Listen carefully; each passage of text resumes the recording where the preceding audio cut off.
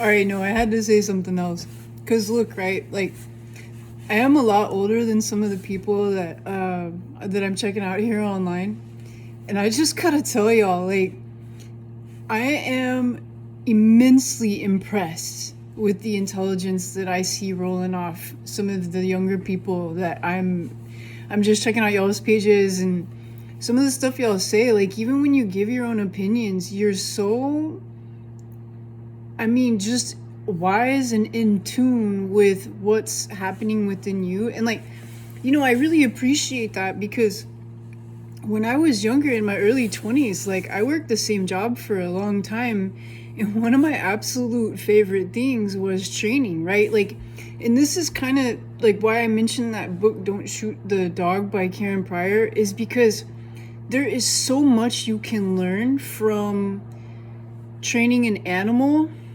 Like, for example, when I was in the military, one of the things I did was I paid a lot of attention to how they trained us, and then I did a little bit of reverse engineering on things that I saw that worked for me personally, standing still, sitting still, things like that.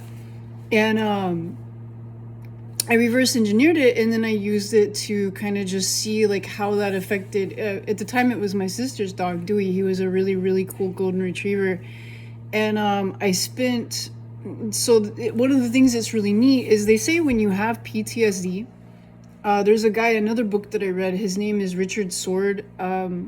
I didn't actually get the pleasure to meet him, but I met his wife when I went to Hawaii, and his book of the thing that I found in the book that was the most useful to me is when it said something about how if you're restless when you're going to sleep, like say you wake up in the middle of the night and you can't go to sleep, a lot of people will punish themselves and like go through the ruminating thoughts of like what you need to do tomorrow and how terrible it is and you need to go to sleep and you need to go to sleep. And one of the things he suggested in the book that helped me was he said to get up and do something, right? Like either dishes or I don't know, walk the dog or something. Get yourself out of that negative headspace and kind of like just get yourself tired again, and then you'd fall back to sleep. And when you're dealing with PTSD, like the transition from the military to civilian life, you think it'll be easy because you've been a civilian before, but it is a completely different.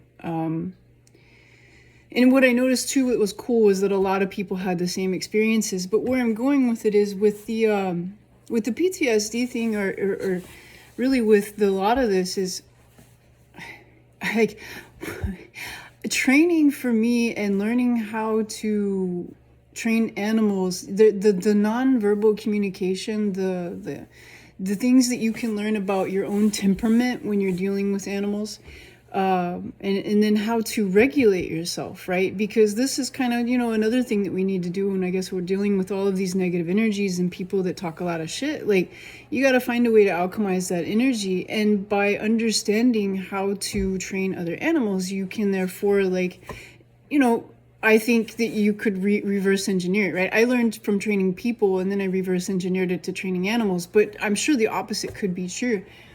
So ultimately what I wanted to say, and I want to end it with this, like I like, and then too, some of the art that I'm seeing, man, and I know that it's AI stuff too, but like that takes like a person to conceptualize it, right? And the stuff that I'm seeing that y'all are coming up with and that people have, and then the songs and the music, like, and then like I can't believe that there's so many, like I didn't know that you could have so much access to really great music from all around the world. So again, like this is me saying, like worldwide, like you guys are really just like blowing my mind with intelligence and insights and your own personal experiences, and then what you take from that.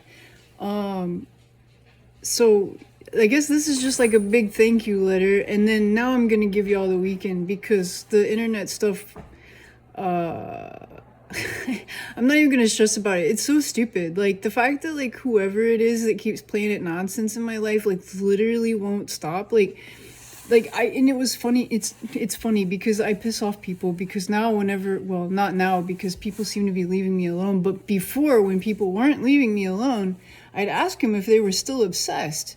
It what kills me, what gets me, right? What really just confuses me at this moment, what kills the situation for me is that they're still obsessed. You'd think that eventually you'd get bored, but this is like going on like 12 years, y'all, that I've had problems with gang stalking and internet issues. And I mean, which it would make sense as to why, if I'm right about Karen and Gary and them just, being a huge thorn in my side my entire life. But and like one of those thorns that you can't, you don't really know it's there. It's like in the side of your foot. So like it's only when you walk kind of weird that you feel it. That's how they were my entire life. And it like, I'm glad that I finally figured it out, but it upsets me that it took me to, I had to, well, God had to take me to such great lengths to figure out the truth.